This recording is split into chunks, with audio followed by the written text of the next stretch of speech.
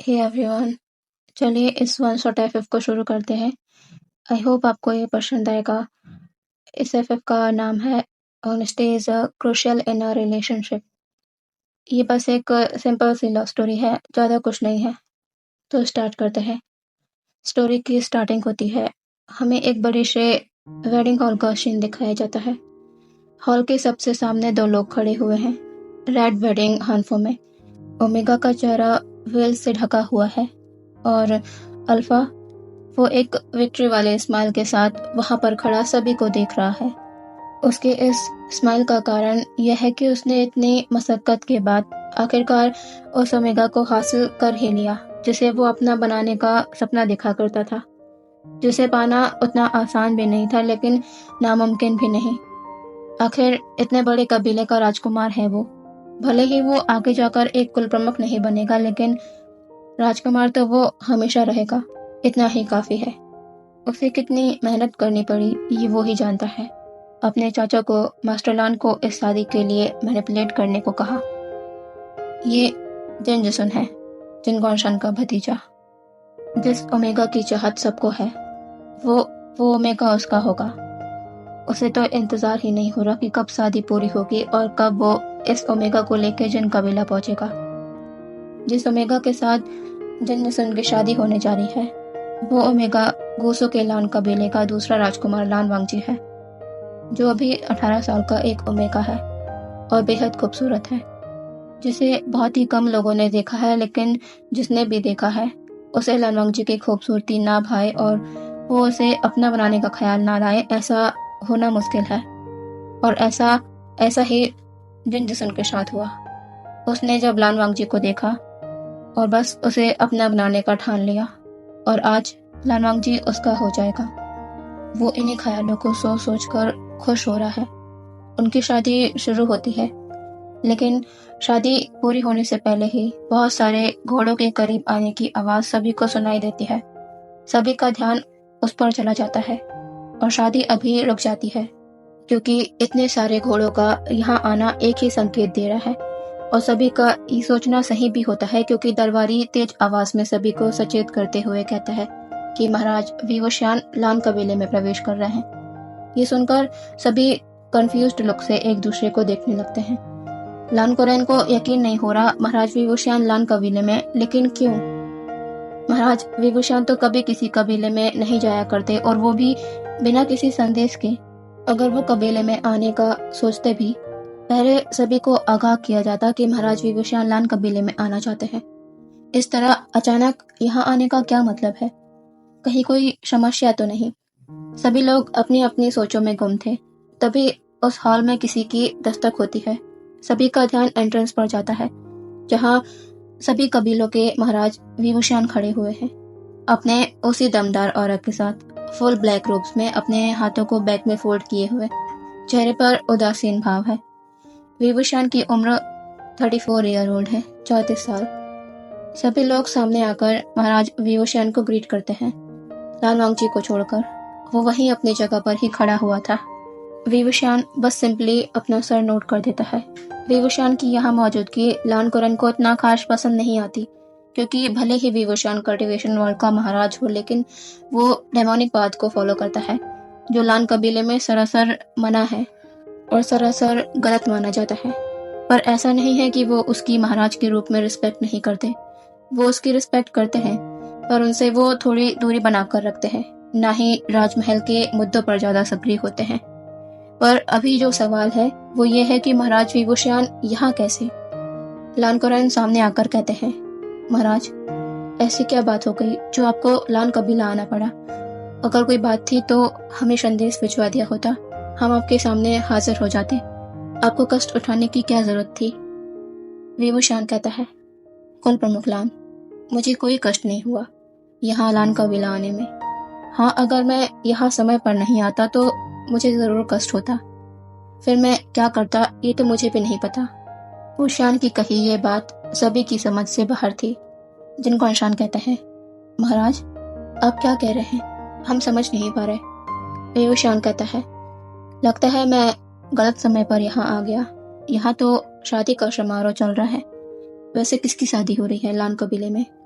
जहाँ पर सभी कबीले आमंत्रित हैं। लान कुरैन कहते हैं, महाराज, मेरे दूसरे भतीजे लान वांगजी की शादी हो रही है, जिन कबीले के छोटे राजकुमार जिनजिशन से।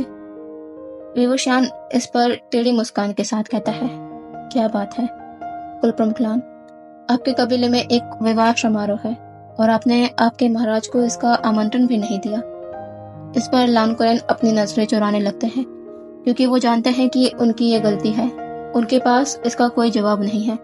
विवुशियान कहता है, कुल प्रमुख लान, आपको क्या लगता है, क्या मैं इसकी वजह नहीं जानता कि आप क्यों मुझसे, मेरे महल से हमेशा दूरी बनाकर रखते हैं? किसी भी मंत्री के पद को स्वीकार नहीं करते मेरे महल में।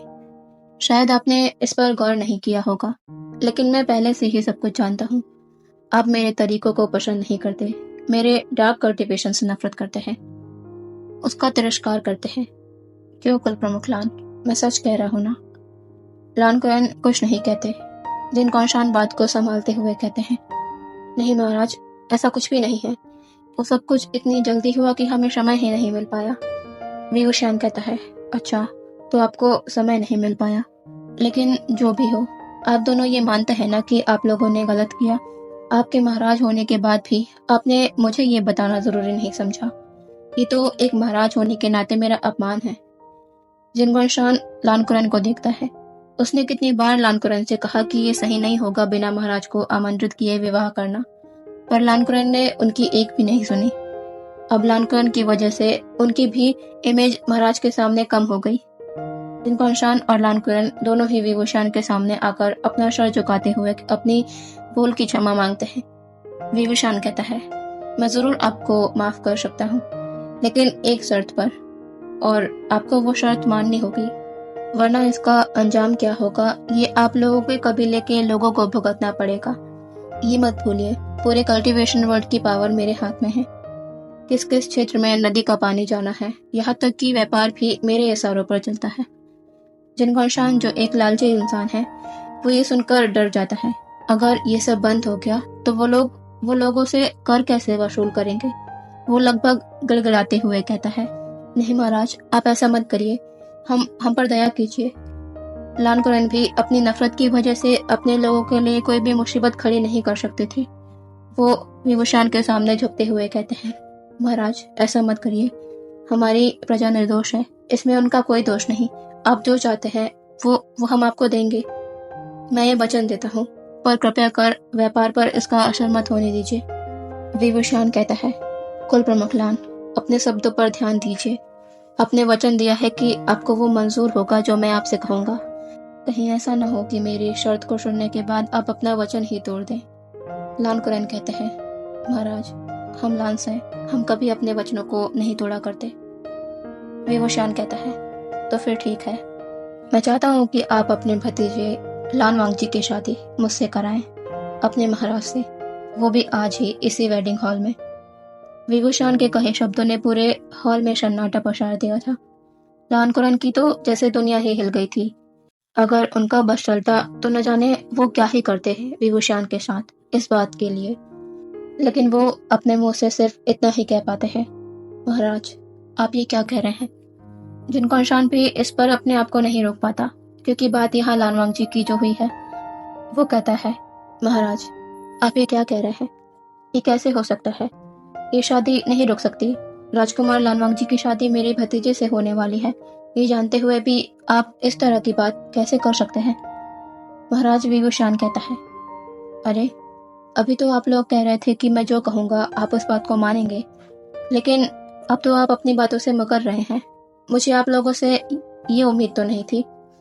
जिनगोशान फिर कुछ कहने वाला होता है, लेकिन उससे पहले ही लान कुरैन कहते हैं, ठीक है महाराज, अगर आप यही चाहते हैं तो फिर यही होगा।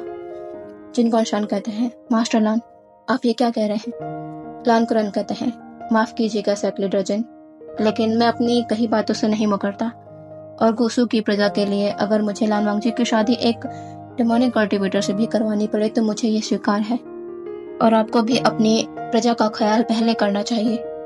जिनजिशन कब से ये सब सुन रहा था। वो कहता है, चाचा, आपने कहा था कि आप ये शादी करवाएंगे। जिनगोशान कहता है, चुप करो, यहाँ कोई शादी नहीं होगी, अच्छा होगा यहाँ से वापस चलो। ये कहकर जिनगोनशान जिनजुशन को लेकर लानकुरान से चले जाते हैं। लानकुरान ने जो कहा था वो पूरा किया। वही वुशान और लान वांगजी की शादी कंप्लीट होती है। वही वुशान के अब अपने राज्य हेलिंग जाने का समय हो गया था। वही वुशान जब लान वांगजी को लेकर लानकुरान से निकलने वाला था, तभी लानकुरान कुछ ऐसा कहते हैं जिसकी उम्मीद वही वुशान और लान वांगजी दोनों ने ही नहीं की थी। लानकुरान कहते हैं, महाराज, आपने जो कहा मैंने उसे पूरा किया। अब मैं चाहता हूँ कि आप भी मेरी बात माने। वही वुशान इस पर कहता है, जरूर कुल प्रमुख लान, अब तो हम संबंधी हैं, कहिए क्या चाहते हैं आप। लानकुरान कहते हैं, महाराज, मैं चाहता हूँ कि आज के बाद से हेलिंग और गुसु के बीच कोई संबंध ना रहे। ना हम आपके राज्य आए, ना आप हमारे, और ना ही आपके परिवार का कोई सदस्य। यह बात लानकुरान ने लान वांगजी की ओर देखकर कही थी। वही वुशान के चेहरे के भाव इस पर बदल चुके थे। वो एक बार लान वांगजी को देखता है, जिसके सर पर वेल के कारण कुछ नजर नहीं आ रहा कि उसने इस बात पर क्या रिएक्ट किया होगा। वही वुशान गंभीर आवाज में कहता है, कुल प्रमुख लान, आपकी परेशानी मेरी डाक कल्टीवेशन से है, तो आपकी नफरत भी मुझसे होनी चाहिए। आप इसमें किसी और को क्यों शामिल कर रहे हैं? ये सही बात तो नहीं। लानकुरान कहते हैं, महाराज, हमारा कबीला नियमों में बनकर चलता है और नियम सभी के लिए समान है, चाहे वो आप हो या फिर आपका ओमेगा। आप पहली बार हमारे कबीले में आए, आशा है कि दूसरी बार ऐसी कोई नौबत नहीं आएगी जो आपको यहाँ आना पड़े। इतना कहकर लानकुरान वही वुशान को बो करते हैं और वापस कबीले की ओर बढ़ जाते हैं। वही वुशान लानकुरान को जाते देख रहा था। ये इंसान कभी किसी के लिए अपने नियमों को नहीं बदलता। वही वुशान ये बात पहले से ही जानता था, लेकिन अपने परिवार के साथ भी ये इंसान ऐसा कर सकता है, इसकी उम्मीद वही वुशान ने नहीं की थी। शाम को वही वुशान लान वांगजी को अपने साथ लेकर उसके राज्य हेलिंग पहुंचता है। जैसे ही वही वुशान हेलिंग के अंदर एंटर करता है, हर तरफ से लोगों के द्वारा फूलों की वर्षा होने लगती है। वही वुशान सामने घोड़े पर सवार है और पीछे एक कैरेज में लान वांगजी बैठा हुआ है। हर तरफ खुशी का माहौल है। शायद वही वुशान की शादी का हेलिंग के लोगों को पहले से ही पता चल गया था। वही वुशान अपने महल की तरफ बढ़ रहा है। महल पहुंचकर वही वुशान कैरेज के पास आता है और अपने एक हाथ को आगे बढ़ा देता है। लान वांगजी वही वुशान के सहारे कैरेज से बाहर आता है। महल में दोनों के स्वागत की भरपूर तैयारी की गई थी। वही वुशान लान वांगजी को लेकर महल के अंदर बढ़ जाता है। वही वुशान ने आज रात पूरे हेलिंग में जश्न का ऐलान कर दिया था। सभी लोग जश्न में लगे हुए थे। वही वुशान अपने कक्ष में आता है। लान वांगजी बेड पर बैठा हुआ था। वही वुशान उसके सामने आकर खड़ा होता है और उसके सर से बेल को हटा देता है। लान वांगजी का सबसे खूबसूरत चेहरा वही वुशान के सामने था। पलकें झुकी हुई है। लान वांगजी को देखकर वही वुशान, जो अपनी नाराजगी लान वांगजी को दिखाना चाहता था, वो कुछ समय के लिए तो ये भूल ही जाता है। बहुत देर तक वो ऐसे ही अपने ओमेगा को देखता रहता है। क्या उसके ओमेगा जितना खूबसूरत इंसान इस दुनिया में कोई और होगा? नहीं, हो ही नहीं सकता। वही वुशान एक कदम लान वांगजी के नजदीक आता है और थोड़े सख्त लहजे में कहता है, लेकिन वो जानता है कि उसका ये सख्त लहजा ज्यादा देर तक अपने ओमेगा के सामने नहीं टिक पाएगा। उसकी ये बात सच भी हो जाती है जब वो लान वांगजी से ये कहता है, वांगजी, क्या तुम सच में उस जिनजुसन से शादी कर लेते अगर मैं वहां ना आता तो? वुशान की धड़कनें तेज हो जाती है, क्योंकि अब वो होगा जिससे वो हमेशा हार जाता है। उसके ओमेगा की तीखी नजरें उस पर पड़ती है, जो हमेशा उसे कमजोर कर देती हैं। लान वांगजी कुछ नहीं कहता, बल्कि वो बेड से उठता है और वुशान को क्रॉस कर वहां से जाने लगता है। वुशान उसे पीछे से आवाज लगाते हुए कहता है, वांगजी, तुमने जवाब नहीं दिया। क्या उससे शादी कर लेते तुम? क्या मुझसे बेवफाई का इरादा था तुम्हारा? लान वांगजी बिना वुशान की ओर पलटे वहां से चला जाता है, अपने इन हैवी हाथों को बदलने। लान वांगजी के वहां से जाते ही वुशान के चेहरे पर एक अलग ही मुस्कान आ जाती है। वो इस तरह मुस्कुराते हुए ही बेड पर गिर जाता है। वो क्या करे अपने इस ओमेगा का, जो हर बार और भी ज्यादा उसे अपने प्यार में गिराते जाता है। इतने दिन उसे परेशान किया, उससे दूर रहा, उससे एक शब्द नहीं कहा ताकि वुशान उस तक पहुंचने की कोशिश करे और ये जान जाए कि उसकी शादी हो रही है। इतना सब किया, पर अपने मुंह से बताने की कोशिश नहीं की कि उसकी शादी कर रहे हैं उसके कबीले वाले। वुशान अभी तक अपने ओमेगा को नहीं समझ पाया है। वो कब क्या करता है वुशान सोच ही नहीं सकता। क्या चलता है उसके दिलो दिमाग में पता नहीं। इतने में ही लान वांगजी अपने नॉर्मल क्लॉथ्स में कक्ष में वापस आता है। वुशान उसे देखकर बेड पर उठकर बैठ जाता है। वो धीरे कदमों से लान वांगची की ओर बढ़ने लगता है। लान वांगची की नजरें वुशियान पर नहीं है, या फिर वो जानबूझकर वुशियान को नहीं देखना चाह रहा, पता नहीं। वुशियान लान वांगची से कुछ दूरी पर आकर खड़ा हो जाता है। वो कहता है, वांगची, मुझे माफ कर दो। मैंने नहीं सोचा था कि तुम्हारे चाचा इस तरह का कोई फैसला कर लेंगे। वो मुझे पसंद नहीं करते मेरे कल्टीवेशन की वजह से, ये मैं पहले से जानता था, इसीलिए कभी उनके पास नहीं गया तुम्हारे लिए बात करने। लेकिन आज जो तुम्हारे चाचा ने किया वो मेरे लिए उम्मीद से परे है। वो वाकई अपने नियमों के प्रति सख्त है। मुझे माफ कर दो, मेरी वजह से तुम अपने कबीला नहीं जा सकते। लान वांगची अब अपनी नजरों को ऊपर कर वुशियान को देखता है, लेकिन वुशियान को उसकी आंखों में अपने लिए नाराजगी तो दूर दूर तक नजर नहीं आ रही थी। वो तो वही लान वांगची है जिससे वो मिला करता था। तो क्या लान वांगची को आज जो हुआ उसके लिए वुशियान से कोई शिकायत नहीं? वुशियान और भी लान वांगची को देखकर उसके मन की बात को जान पाता उससे पहले ही लान वांगची वुशियान को क्रॉस कर जाकर बेड पर स्ट्रेट लेट जाता है। वो अपनी आंखों को बंद कर अपने दोनों हैंड्स को एलिगेंट तरीके से अपने चेस्ट में रख लेता है। वुशियान तो बस एक तक उसे ही देखता रह जाता है। उसके ओमेगा की ये सादगी हर बार उसे स्पीचलेस कर देती है। वुशियान भी अपनी अपर लेयर को उतारकर कमरे की रोशनी को बुझाता है और लान वांगची के साइड में आकर लेट जाता है। उसका हेड लान वांगची की तरफ टर्न है। वो उसे ही देखे जा रहा है। चांद की रोशनी जो लान वांगची के चेहरे पर पड़ रही है वो उसकी खूबसूरती को और भी ज्यादा निखार रही है। वुशियान उसे देखते देखते न जाने कब उसके करीब पहुंच जाता है। लान वांगची की आंखें अभी भी बंद है। वुशियान को लगता है कि वो सो गया। वुशियान लान वांगची के चेहरे के करीब झुककर उसके फॉरहेड पर एक किस करता है। वो नीचे आकर लान वांगची के लिप्स की ओर बढ़ने ही वाला होता है कि लान वांगची की आंखें खुल जाती है। लान वांगची की पैनी नजरें वुशियान की नजरों से मिलती है। वुशियान इससे एकदम रुक जाता है। वो उससे पीछे होकर वापस बेड पर सीधा लेट जाता है और अपनी आंखों को भी बंद कर लेता है। कौन कहेगा कि पूरे कल्टीवेशन वर्ल्ड का महाराज अपने ओमेगा से डर गया। हाँ, यकीन करना मुश्किल है लेकिन यही सच है। अगर वुशियान लान वांगची से डरता है तो फिर ये दोनों आपस में मिले कैसे और उनकी बात शादी तक कैसे आ गई? वुशियान को लान वांगची से प्यार कैसे हुआ? चलो इसको भी जानते हैं। आज से करीब 1 साल पहले वुशियान और लान वांगची पहली बार मिले थे। वुशियान एक बार सारे कबीलों के भ्रमण में निकला हुआ था। उसी दौरान वुशियान की मुलाकात लान वांगची से हुई थी। वुशियान जब लान कबीले के करीब पहुंचा तो उसे ये जगह बहुत ज्यादा पसंद आई। यहाँ की सर्द शांत वातावरण, पहाड़ियाँ, सब कुछ बहुत ही सुंदर था। देखते देखते वुशियान एक पहाड़ी की तरफ बढ़ गया। वहां पर उसे बहुत से खरगोश नजर आए। उसके अंदर उन खरगोशों को पकड़ने की लालसा जागी। वो उन्हें पकड़ने को आगे बढ़ा, लेकिन वो खरगोश है कि उसके हाथ आने की बजाय निरंतर एक और भागे जा रहे हैं। लेकिन वुशियान भी इन्हें पकड़े बगैर मानने वाला नहीं था। वुशियान उनमें से एक को बस पकड़ने ही वाला था, लेकिन तभी अचानक से कोई वुशियान की नेक में तलवार रख देता है। वुशियान इससे वहीं रुक जाता है। वुशियान ने अपने तिरछी निगाहों से देखा कि वो सभी खरगोश एक एक करके पास खड़े इंसान के पीछे जाकर छिप गए हैं।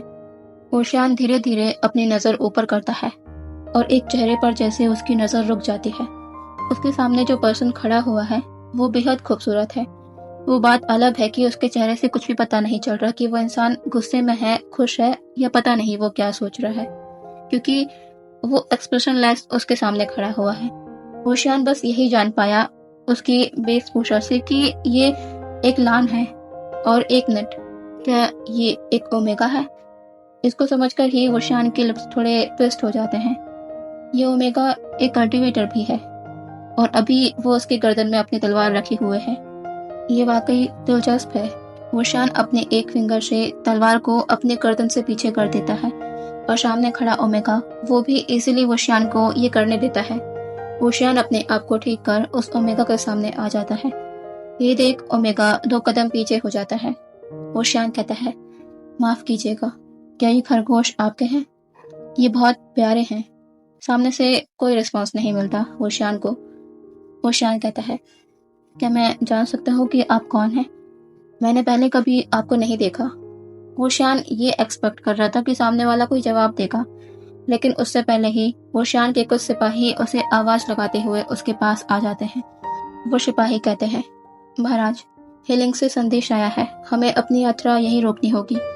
वुशियान कहता है, ठीक है, हम लान कबीला कभी और आ जाएंगे। तुम लोग जाओ, मैं आ रहा हूँ।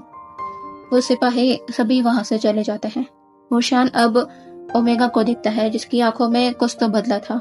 शायद उसकी आइडेंटिटी जानकर ऐसा हुआ होगा। वुशियान अपने हाथों को फोड़कर एक छोटी सी मुस्कुराहट के साथ लान वांगची के करीब आ जाता है, थोड़े ज्यादा करीब, और अपने सर को झुकाकर लो वॉइस में कहता है, मेरा नाम है वी वुशियान। शायद आपने इस नाम को सुना होगा कभी, कभी ना कभी।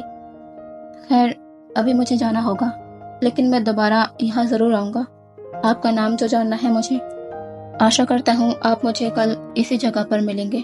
अगर नहीं तो मैं आपको कहीं से भी किसी भी तरह ढूंढ ही लूँगा, क्योंकि आप इतने खूबसूरत है कि आपका चेहरा शायद एक पल के लिए भी मेरी आंखों के सामने से हटे, तो आपको ढूंढना मुश्किल नहीं होगा। चलता हूँ, कल मुलाकात होगी। इतना कहकर वुशियान पीछे हट जाता है और एक बार जी भर के उस ओमेगा को देख लेने के बाद वहां से मुड़ जाता है जाने के लिए। उसे नहीं पता उसने अभी क्या क्या कह दिया है और किस होश में उसने वो सब कहा है, लेकिन उसे किसी का भी रिग्रेट नहीं, क्योंकि उसने जो भी कहा वो सब कुछ अपने आप उसके दिल से निकले हुए शब्द थे उस ओमेगा के लिए। वुशियान के जाने के बाद वो ओमेगा, जो कोई और नहीं गोशु का दूसरा ओमेगा राजकुमार लान वांगची है, वो अपना सर ऊपर करता है, जो उसने वुशियान के उसके इतने करीब आ जाने पर झुका लिया था। उसका फेस अभी भी एक्सप्रेशन लेस है, लेकिन उसके कानों, गालों और गर्दन की लाल होती त्वचा तो कुछ और ही बयां कर रही है। क्या लान वांगची पर वुशियान की बातों का कुछ अलग ही असर हुआ है? पता नहीं। दूसरे दिन वुशियान सेम उसी जगह पर पहाड़ी पर आ गया था और उसे यकीन नहीं हुआ अपने सामने लान वांगची को उन खरगोशों के पास देखकर, क्योंकि वुशियान को लग रहा था कि शायद लान वांगची नहीं आएगा, क्योंकि उसका व्यवहार वुशियान के प्रति कुछ था ही नहीं। वुशियान खुशी से लान वांगची की ओर बढ़ जाता है। लान वांगची किसी की आहट महसूस कर पीछे पलटता है और अपने सामने वुशियान को देखता है। कुछ देर वुशियान को देखते रहने के बाद वो वुशियान को ऐसे क्रॉस कर आगे निकल जाता है जैसे उसे वुशियान के सामने होने से कोई फर्क ही नहीं पड़ा हो। और वुशियान इससे शौक, क्या लान वांगची ने वुशियान को पहचाना नहीं? क्या वो नहीं जानता कि वुशियान एक महाराज है? वही वुशियान इस सब को इग्नोर कर लान वांगची के पीछे जाने लगता है। वो कहता है, रुको, क्या क्या तुमने मुझे नहीं पहचाना? वुशियान लान वांगची के सामने आकर खड़ा हो जाता है। वो कहता है, मैं वही हूँ जो कल तुमसे मिला था। वुशियान, एक महाराज। वुशियान कहते कहते ही रुक जाता है, क्योंकि उसे अजीब लग रहा है। उसके सामने ऐसी सिचुएशन कभी नहीं आई जो उसे बार बार अपना परिचय किसी को देना पड़े और सामने वाला है कि कोई रिएक्ट ही ना करे। लान वांगची वुशियान को अपनी ठंडे निगाहों से देखता है। वो कुछ कहता नहीं और आगे चलने लगता है। वुशियान भी उसके साथ साथ चलने लगता है और अपना कहना जारी रखता है, तुम्हें देखकर लगता है कि तुम एक लान हो, लान कबीले में किसी बड़े परिवार से हो। क्या मैं जान सकता हूँ कि तुम किस परिवार से हो और तुम्हारा नाम क्या है? लान वांगची इसका भी कोई जवाब नहीं देता। वुशियान को आज यूं हताश ही लौटना पड़ता है। उसे लान वांगची के बारे में कुछ भी पता नहीं चला था, उसका नाम भी नहीं, क्योंकि लान वांगची ने कुछ कहा ही नहीं था उससे। ऐसे ही उन दोनों की कई मुलाकातें निकल जाती है, लेकिन वुशियान को अभी तक लान वांगची के बारे में कुछ भी पता नहीं चला था और वो खुद से कुछ पता भी नहीं कर रहा था, क्योंकि वो चाहता था कि लान वांगची खुद उसे ये सब बताए। वो लान वांगची की आवाज को सुनना चाहता है, लेकिन वुशियान वही तो नहीं सुन पा रहा था। लेकिन वुशियान को इससे जरा भी इरिटेशन नहीं होती थी। वो बिल्कुल परेशान नहीं होता था। लान वांगची कुछ कहता नहीं था, तो इससे उलट उसे ये सब सुकून दिया करता था। वो अपने राज्य के कामों को खत्म कर शाम को निकल जाता था लान वांगची के पास, और सरप्राइजिंगली लान वांगची हर बार उसे वही मिलता था। वुशियान जब कभी 1 या 2 घंटे देरी भी कर देता था, तब भी लान वांगची वहां मौजूद होता था, और वुशियान को ये देखकर उसके दिल में एक अलग ही कसक उठती है। वो ये बहुत पहले ही समझ चुका था कि उसके साथ क्या हो रहा है। उसे प्यार हो गया है उस ओमेगा से, जिसके बारे में वो कुछ नहीं जानता। वुशियान तो अब सब कुछ भूल ही गया था। उसे कोई फर्क नहीं पड़ता था वो सामने वाले ओमेगा का नाम जानता है या नहीं, क्योंकि उसे उस ओमेगा के साथ समय बिताना अच्छा लगता था। भले ही लान वांगची उससे एक शब्द नहीं कहता, वो बस लान वांगची के पास बैठे बैठे अपने दिन और रात की सारी बातें उसे बताया करता था, कि उसने क्या क्या किया, राज्य का कितना काम उसे अकेले संभालना पड़ा, वगैरह वगैरह। और लान वांगची कभी उससे दूर नहीं भागता था, ना ही वुशियान को दूर जाने को कहता था। वो बस चुपचाप बैठे वुशियान की बातों को सुनता, लेकिन वो हमेशा सामने से ऐसा प्रिटेंड करता जैसे वो अपना काम कर रहा है, खरगोशों की देखभाल कर रहा है। वो वुशियान की बातों को नहीं सुन रहा है, लेकिन वुशियान को अब लानवांगजी की इतनी आदत हो गई थी और वो उसे इतने अच्छे से जानने लगा था कि उसके एक एक मूव को वुशियान समझता था। उसकी आंखों से उसके अंदर क्या चल रहा है वुशियान सब पढ़ लिया करता था, वो भी उसके बिना कहे। कई महीनों के इंतजार के बाद एक दिन वुशियान को वो सुनने को मिला जिसके लिए वो कभी कभी बहुत ही ज्यादा तरस जाया करता था, लानवांगजी की आवाज। एक दिन वुशियान को उस जगह आने में बहुत ही ज्यादा देर हो जाती है। अंधेरा लगभग हो ही गया था और बारिश भी बहुत तेज हो रही थी। वुशियान फिर भी वहां आया। वो पूरी तरह भीग चुका था। वो आसपास उस जगह को अच्छे से देखता है तो उसे लानवांगजी नजर नहीं आ रहा था। उसे ये एक्सपेक्टेड था कि इतनी बार इसमें लानवांगजी यहाँ नहीं आएगा। इसे समझकर वुशियान अब वहां से जाने का डिसाइड करता है, लेकिन कुछ दूर चलकर ही उसे अपने सामने थोड़ी दूरी पर लानवांगजी एक छाते को पकड़े हुए नजर आ जाता है। और हैरानी की बात ये भी थी कि लानवांगजी आज उसकी आंखों में देख रहा है, न कि उससे छिप रहा है। लानवांगजी अपने धीमे कदमों से वुशियान के पास आता है। वुशियान के लिए ये भी एक शौक था। आज वुशियान पहले हमेशा की तरह कुछ कहता, लेकिन उससे पहले ही उसका मुंह बंद हो जाता है जब एक स्वीट और साथ में थोड़ी स्ट्रिक्ट वॉइस उसके कान में आती है, जो लानवांगजी की थी। उसने कहा, मेरे पीछे आइए। वुशियान इस आवाज को सुनकर कुछ समय के लिए ठहर गया। बहुत देर तक लानवांगजी के कहे शब्द वुशियान के कान में गूंजते रहे। वो वैसे ही भीगते हुए खड़ा रहा जब तक लानवांगजी की फिर से आवाज वुशियान के कानों तक नहीं पहुंची। लानवांगजी कहता है, मैंने कहा मेरे पीछे आइए। वुशियान अपने होश में आता है। वो लानवांगजी को देखता है, जो शार्प नजरों से उसे देख रहा है। लानवांगजी पीछे मुड़ जाता है जाने के लिए और वुशियान चुपचाप उसके पीछे चलने लगता है। लानवांगजी वुशियान को एक कॉटेज के पास लाता है जिसके ऊपर लिखा हुआ था जिंगशी, जो शायद इस घर का नाम है, और उसके नीचे लिखा हुआ था लानवांगजी, सेकंड प्रिंस ऑफ कुसू। वुशियान उस नाम को देखकर वहीं रुक जाता है। लानवांगजी, लान कबीले का दूसरा राजकुमार। लानवांगजी जिंगशी के अंदर जा चुका था। वुशियान भी अब घर के अंदर आ जाता है। उसके घर के अंदर आते ही लानवांगजी कुछ कपड़ों को लेकर टेबल पर रख देता है। वुशियान समझ जाता है कि ये उसके लिए है। वुशियान उन कपड़ों को चेंज कर बाहर आता है। वो देखता है कि लानवांगजी टी टेबल पर बैठा टी प्रिपेयर कर रहा है। वुशियान उसके सामने आकर बैठ जाता है।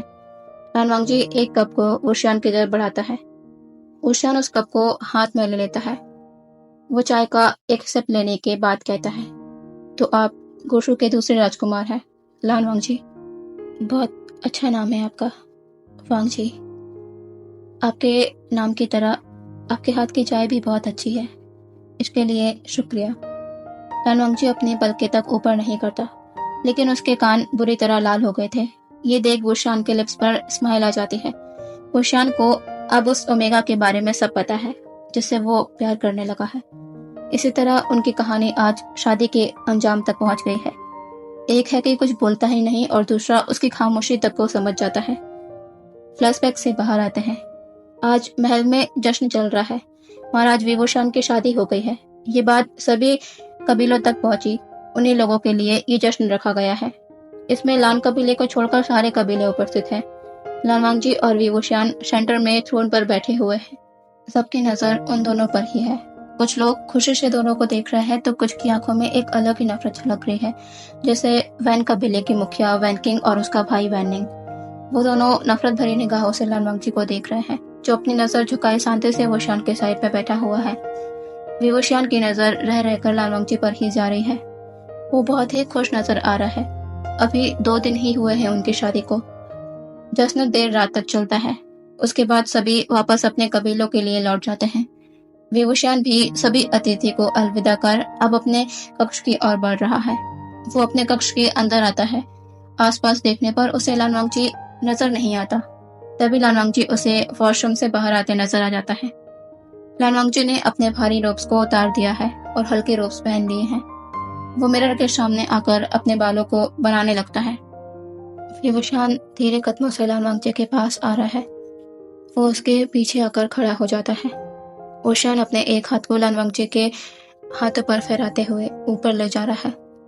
वुशियान का हाथ लानवांगजी के शोल्डर तक पहुंचता उससे पहले ही लानवांगजी तेजी से पलटता है और अभी लानवांगजी की तलवार वुशियान के गर्दन में है। और हैरानी की बात यह है कि वुशियान लानवांगजी के इस एक्शन से जरा भी सरप्राइज नहीं है। उसे देखकर ऐसा लग रहा है जैसे कि वो इसके लिए तैयार था। उसे पता था कि ऐसा ही कुछ होने वाला है। लान वांगजी अपनी शार्प आइज से वुशियान को देख रहा है। वुशियान अपनी नज़र धीरे से लान वांगजी पर करता है और फिर अपनी भी तलवार को निकाल लेता है। वो धीरे धीरे कदमों से लान वांगजी के पास आ रहा है और लान वांगजी अपने कदम पीछे ले रहा है। लान वांगजी की तलवार अभी भी वुशियान के नेक में है। लान वांगजी पीछे होते होते दीवार से टकराकर रुक जाता है। वुशियान अपने नेक से लान वांगजी की तलवार को दूर करता है और उसके नज़दीक आकर धीमी आवाज़ में कहता है, वांगजी, मैं हर बार तुमसे हारना पसंद करूँगा, लेकिन आज, सिर्फ आज मैं तुमसे जीतना चाहता हूँ, तुम्हें जीतना चाहता हूँ।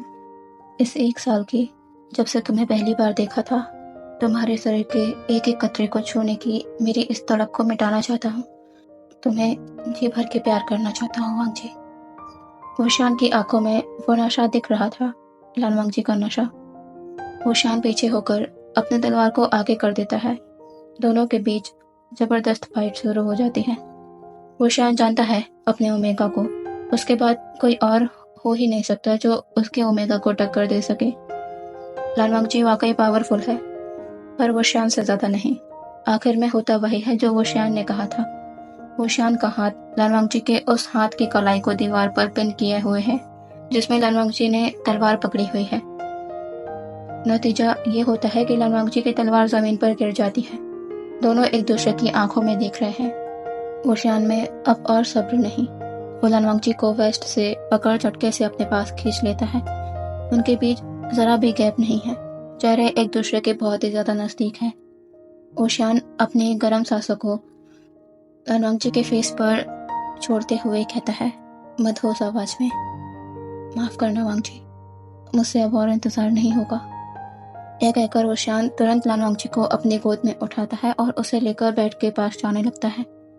लान वांगजी के हैंड वुशियान के नेक के अराउंड रैप हो गए थे। उसकी नजरें झुकी हुई है। वुशियान एक पल के लिए भी अपनी नजर लान वांगजी से दूर नहीं कर रहा।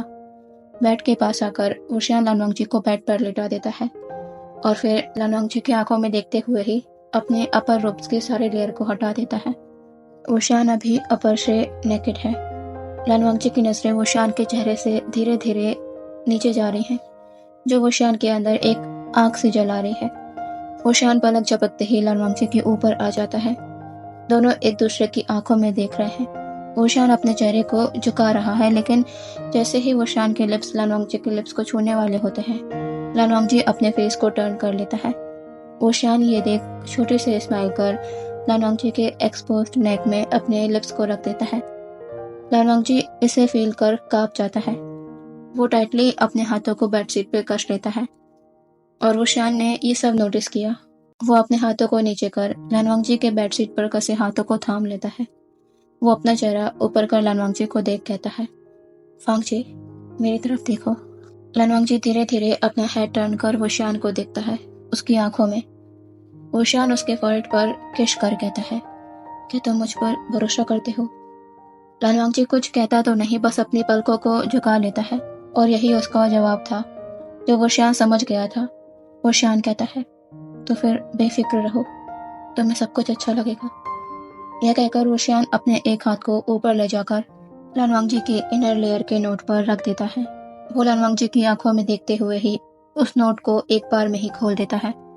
वुशियान जैसे ही उस लेयर को अलग करने वाला होता है, लान वांगजी वुशियान से पलट जाता है।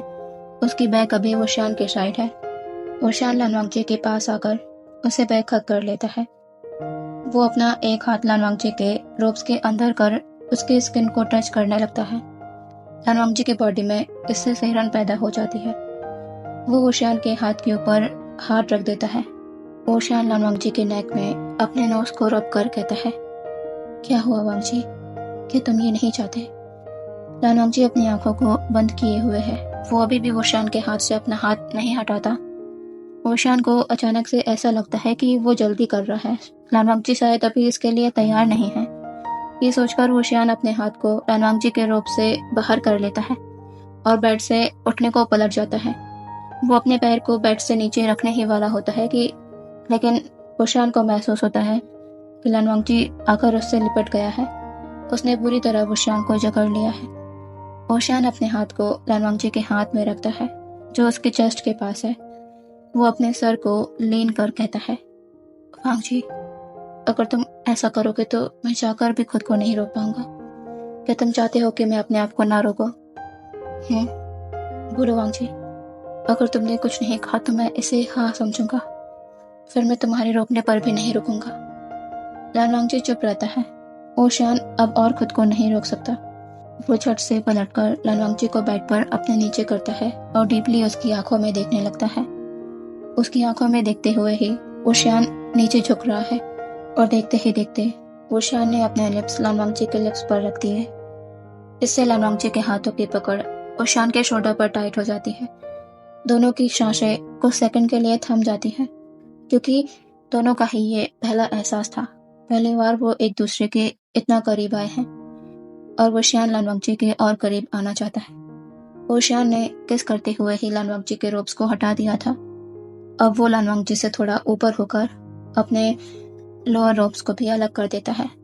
अब उन दोनों के बीच कोई शर्म नहीं है, कोई पर्दा नहीं। ओशियान लानवांगजी से अपनी जान से ज्यादा प्यार करता है और आज वो उसे शो करना चाहता है कि वो उससे कितना प्यार करता है। ओशियान लानवांगजी के करीब आकर कहता है, अगर दर्द हो तो मुझे कह देना। लानवांगजी अपनी आंखें टाइटली बंद कर लेता है। ओशियान लानवांगजी को जी भर के प्यार करने में लग जाता है। पूरी रात गुजर जाती है, लेकिन उनका एक दूसरे को प्यार करना खत्म नहीं होता। दूसरे दिन ओशियान मिरर के सामने खड़ा रेडी हो रहा है दरबार में जाने के लिए। वो पीछे पलटकर बेड की तरफ दिखता है जहां लानवांगजी शांति से सो रहा है। दोनों ने अभी कुछ देर पहले ही साथ में बात लिया है। लानवांगजी ओशियान की गोद में लेटे लेटे ही सो गया था। ओशियान ने उसे क्लीन कर नए रोब्स पहनाकर बेड पर लेटा दिया है। ओशियान सो नहीं सकता, उसे काम है, इसलिए उसे जाना होगा। ओशियान लानवांगजी के पास आकर उसके फोrehead पर किस करता है और धीरे से बिना कोई आवाज किए कमरे से बाहर निकल जाता है। दोपहर के समय लानवांगजी की आंखें खुलती है। वो आसपास देखता है, लेकिन ओशियान उसे नजर नहीं आता। वो समझ जाता है कि ओशियान अपने काम से गया होगा। लानवांगजी को बेड पर बैठे बैठे ही रात की सारी चीजें याद आने लगती हैं, ओशियान और उसके बीच की। वो अपने चेहरे में कुछ भी जाहिर नहीं कर रहा कि वो क्या सोच रहा है, और इन्हीं सोचों में वो इतना गुम था कि उसे ये भी एहसास नहीं होता कि कमरे में कोई आ गया है और वो शख्स धीरे धीरे उसके पास आ रहा है। वो ओशियान है जो लानवांगजी को खोया देख उसके कान के पास आकर लो वॉइस में कहता है, क्या सोच रहे हो? कहीं ये तो नहीं कि कल हम दोनों की वो रात जिसमें हम पूरी तरह एक दूसरे के हो गए, वो कितनी हसीन थी। लानवांगजी ये सुनकर अपने होश में आता है। वो तुरंत ओशियान को देखने लगता है। ओशियान स्माइल के साथ लानवांगजी के करीब आने लगता है और लानवांगजी अपने आप को पीछे कर रहा है। लानवांगजी की बैक बेड से टिक जाती है। ओशियान लानवांगजी के बहुत नजदीक आकर कहता है, तुम चिंता मत करो, अब हमारी हर रात यादगार होगी। लानवांगजी थोड़ी देर तक ओशियान को देखता है, फिर उसके चेस्ट में हाथों को रख ओशियान को अपने से धीरे से दूर धकेल कहता है, शेमलेस, और बेड से उठने लगता है। ओशियान इस पर अपने आप को स्माइल करने से नहीं रोक पाता। वो बेड से उठकर जाते लानवांगजी के हाथ को पकड़ उसे रोक लेता है और उसे बैक हक कर कहता है, और ये शेमलेस पर्सन तुम्हारा हस्बैंड है। अब तुम कुछ नहीं कर सकते, बस मेरे बहुत सारे प्यार को रोज फील करने के अलावा। लानवांगजी अपना हेड टर्न कर ओशियान को देखता है और ओशियान ये मौका देख तुरंत लानवांगजी के चीक पे किस कर देता है और कहता है, मैं फूड लेकर आया हूँ, तुम्हें भूख लगी होगी, चलो हम खाना खाते हैं, फिर मैं तुम्हें फिलिंग घुमाने ले चलूंगा। लानवांगजी कुछ नहीं कहता। ओशियान और लानवांगजी साथ में खाना खाते हैं और शाम होते ही राज्य घूमने के लिए निकल जाते हैं। लानवांगजी ने देखा यहाँ के लोग बहुत ही खुश मिजाज हैं और फ्रीली उनके महाराज से बातें करते हैं। लानवांगजी को सब कुछ पसंद आता है, लेकिन अपने शांत रहने की वजह से वो ओशियान से ये कहता नहीं। वो दोनों रात का डिनर बाहर करते हैं और फिर वापस अपने महल आ जाते हैं। लानवांगजी अभी अपने कक्ष की बालकनी में खड़ा पूरे राज्य को देख रहा है। हर तरफ जगमगाहट है, ये बहुत ही खूबसूरत है सब कुछ। तभी लानवांगजी को एहसास होता है कि कोई उसके पीछे है और उसे पता है ये कौन है। वो पीछे नहीं मुड़ता। ओशियान लानवांगजी को तेजी से वेस्ट से पकड़ अपने पास खींच लेता है। लानवांगची की बैग वुशियान के हार्ड चेस्ट से हिट होती है। वुशियान कहता है, क्या तुम्हें सब कुछ पसंद आया? हेलिंग, हमारा महल, यहाँ के लोग, यहाँ की सुंदरता? लानवांगची इसके जवाब में बस कहता है। वुशियान लानवांगची के कान के पास झुककर कहता है, हमारे पास और भी कुछ है करने को जो तुम्हें बहुत पसंद आएगा। क्या हम बेड पर चले?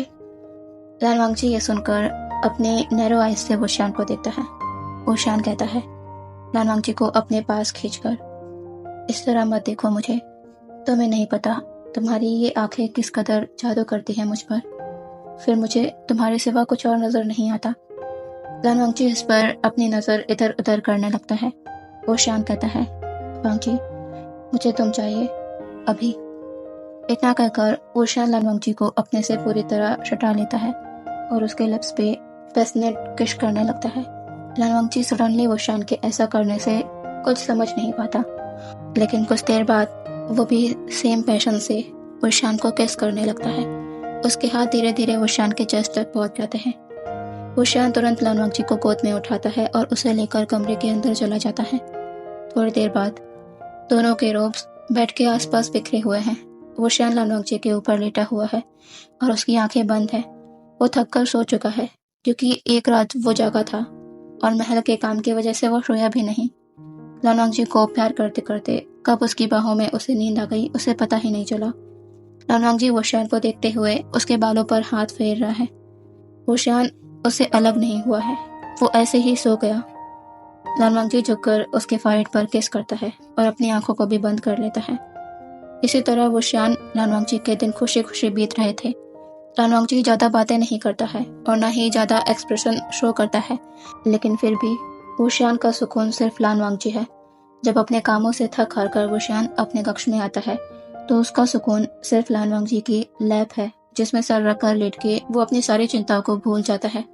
वुशियान लानवांगची के प्यार में कमी भी नहीं हुई थी। वुशियान हर रोज लानवांगची से प्यार कर उसकी बाहों में सो जाया करता। वो नहीं बता सकता कि वो कितना खुश है लानवांगची को अपनी जिंदगी में पाकर। उसके बिना तो वो अब अपनी लाइफ को इमेजिन भी नहीं कर सकता। 1 महीना गुजर गया है वुशियान और लानवांगची की शादी को। सब कुछ सही ही चल रहा है, दोनों एक दूसरे को पाकर खुश हैं। लेकिन अब शायद कुछ बदलने वाला है, क्योंकि कोई है जो इनकी नजदीकियों और उनकी खुशियों से खुश नहीं है, बल्कि जलन भावना में जल रहा है। यह है वैन कबीले का दूसरा राजकुमार जो एक ओमेगा है। वैनिंग अपनी बहन के सामने खड़ा हुआ है गुस्से में। वैनकिंग जो एक बीटा है वो कहती है, वैनिंग, तुम चिंता मत करो, बहुत जल्द विवशान तुम्हारे साथ होगा। मैं लानवांगची को विवशान की जिंदगी से दूर कर दूंगी। वुशियान सिर्फ तुम्हारा अल्फा होगा। वैनिंग कहता है, सचिव, अब मैं और इंतजार नहीं कर सकता। महाराज विवशान कैसे उस लानवांगची के साथ खुश रह सकते हैं? मुझसे ये और नहीं देखा जाएगा, वरना न जाने मैं क्या कर बैठूंगा। वैनकिंग कहती है, वैनिंग, ऐसा वैसा कुछ भी मत सोचो, मैंने कहा है ना, तो बस मुझ पर भरोसा रखो। वैनिंग विवशान को पसंद करता है, लेकिन इसकी भनक विवशान को नहीं है। हेलिंग और वैन कबीले के संबंध अच्छे हैं, क्योंकि वैन कबीला कभी भी विवशान के कल्टीवेशन को लेकर उससे कटा कटा नहीं रहा जैसे कि बाकी कबीले करते हैं। आज विवशान रोज की तरह दरबार में अपने मंत्रियों के साथ अपना काम कर रहा है। तभी एक सैनिक आकर बताता है कि कुल प्रमुख वैन उनके भाई के साथ हेलिंग आए हुए हैं। विवशान उस सैनिक से कहता है कि उन्हें आदर के साथ मीटिंग हॉल में ठहराओ, वो कुछ देर में उनसे मिलेगा। सैनिक विवशान की बात वैनकिंग तक पहुंचाने चला जाता है। वैनकिंग और वैनिंग अभी मीटिंग हॉल में विवशान के आने का इंतजार कर रहे हैं। उनका इंतजार जल्दी खत्म होता है जब सैनिक विवशान के आने का अनाउंसमेंट करता है। वैनिंग ये सुन एक्साइटेड हो जाता है, कितने दिनों बाद वो महाराज को देखेगा, लेकिन उसकी सारी एक्साइटमेंट पल में गायब हो जाती है जब वो वुशियान को हॉल के अंदर अकेला नहीं लानवांगची के साथ आता देखता है। वैनिंग को वुशियान के साथ लानवांगची का होना बिल्कुल भी पसंद नहीं आता, साथ ही वैनकिंग को भी, लेकिन वो दोनों अभी कुछ भी नहीं ऐसा वैसा नहीं कर सकते। वुशियान लानवांगची के साथ उनके पास आकर कहता है, कुल प्रमुख वैन, राजकुमार वैन, आप लोग उस दिन वांगजी से नहीं मिल पाए थे, इसीलिए मैं आज उसे आप लोगों से मिलाने ले आया। वांगजी ये वैन कबीले की कुल प्रमुख वैनकिंग है और ये उनका छोटा भाई वैनिंग। लानवांगची दोनों को झुककर ग्रीट करता है। वैनकिंग और वैनिंग भी उसे हेलिंग की महारानी कहकर ग्रीट करते हैं, क्योंकि कोई विवशान के ओमेगा को नाम से या कुछ भी और भी कहकर बुलाने का अधिकार नहीं रखता। वैनकिंग कहती है, आपसे मिलकर खुशी हुई, हमने आपके बारे में बहुत कुछ सुना है। लानवांग जी इस पर बस धन्यवाद कहता है। वुशियान दोनों को बैठने का कहता है और लानवांग जी को अपने करीब बैठा लेता है, जो देखकर दोनों की आंखों में नफरत झलक रही थी। वुशियान अब वैनकिंग और वैनिंग को टी सर्व कर उनसे यहाँ आने का कारण पूछता है, जिस पर वैनकिंग कहती है कि वो कब से मिले नहीं थे और कभी कुछ काम है जिसमें उन्हें वुशियान की सलाह चाहिए। लानवांग जी की नजरें ना चाहते हुए भी वैनिंग पर जाकर अटक रही थी, क्योंकि वो जिस तरह से उसके अल्फा वुशियान को देख रहा है वो बहुत अजीब है। उसके फेस की स्माइल वुशियान को देखकर, लेकिन क्यों? क्या वो कुछ ज्यादा ही सोच रहा है? वुशियान कहता है, कुल प्रमुख वैन, कहिए क्या काम था आपको? कबीले का। वैनकिंग इस पर एक नजर लानवांग जी को देखती है, फिर कहती है, वो क्या हम सभा हॉल में चलें? शायद हमें कुछ कागजों की भी जरूरत पड़ सकती है। वुशियान कहता है, अच्छा। वुशियान अब लानवांग जी को देखता है और कहता है, वांग जी, तुम हमारे कक्ष में जाकर आराम करो, मैं भी थोड़ी देर में आता हूँ। लानवांग जी अपना सर नोट करता है और सभी को ग्रीट कर वहां से चला जाता है। उसके जाते ही वुशियान भी अपनी जगह से खड़ा हो जाता है सभा हॉल में जाने के लिए, लेकिन वैनकिंग वुशियान को रोकते हुए कहती है, महाराज, हम यही बात कर सकते हैं। वो बस मैं आपसे अकेले में कुछ बात करना चाहती थी, इसलिए वो कहना पड़ा। वुशियान को ये अजीब लगता है। वो कहता है, क्या आपने वांग जी को यहाँ से भेजा क्योंकि आपको अकेले में कुछ बात करनी थी? लेकिन क्यों? आप मुझसे वांग जी के सामने भी कोई भी बात कर सकती थी। वो मेरा ओमेगा है और महारानी भी, उससे कुछ भी छिपाना ये सही नहीं है। वैनकिंग और वैनिंग देख पा रहे थे एक पल में वुशियान के बदलते बिहेवियर को। सिर्फ लानवांग जी का जिक्र छुड़ते ही वैनकिंग बात को संभालते हुए कहते हैं, नहीं महाराज, वो मैं जो बात करने वाली हूँ, मैं चाहती हूँ कि वो बात बस हम तीनों के बीच रहे। ये मेरे भाई की जिंदगी का सवाल है। मैं इस पर किसी और पे भरोसा नहीं कर सकती, और उस कबीले पर तो बिल्कुल भी नहीं जो डार्क कल्टीवेशन से नफरत करता है। वुशियान अपनी आइज को नैरो कर कहता है, क्या मतलब है आपका? वैनकिंग वुशियान से कुछ कहती है, जो सुनकर वुशियान थोड़ा हैरान परेशान नजर आ रहा था। अब यहाँ से देखते हैं रात का सीन। वुशियान अपने कमरे में आता है, जहाँ लानवांग जी फूड के साथ फूड टेबल पर उसका इंतजार कर रहा था। लानवांग जी को देख वुशियान के चेहरे पर छोटी सी स्माइल आ जाती है। वो वहां आकर बैठ जाता है और कहता है, क्या मैंने अपने ओमेगा को कुछ ज्यादा ही इंतजार करा दिया? लानवांग जी की तरफ से कोई जवाब नहीं, बस वो दोनों के लिए फूड सर्व करने लगता है। वुशियान ड्रामेटिकली कहता है, ओ वांग जी, जब तुम मुझे जवाब नहीं देते तो मेरा मन करता है कि मैं तुम्हारे साथ। वुशियान एकदम से चुप हो जाता है जब लानवांग जी की तीखी नजरें वुशियान पर पड़ती है।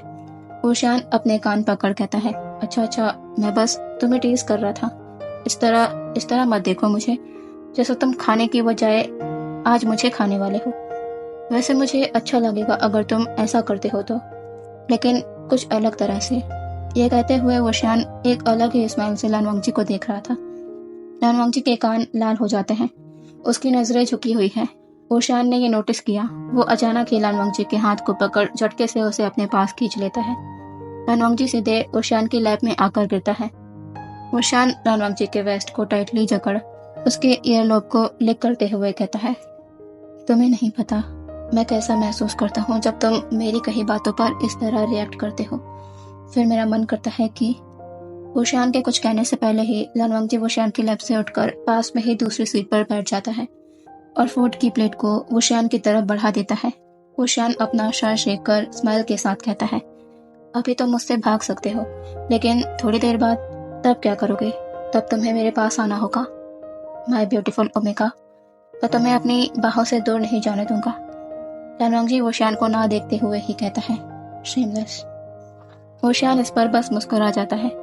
वो कहता है, मैं हूँ, लेकिन सिर्फ तुम्हारे लिए। इसके बाद कोई कुछ नहीं कहता।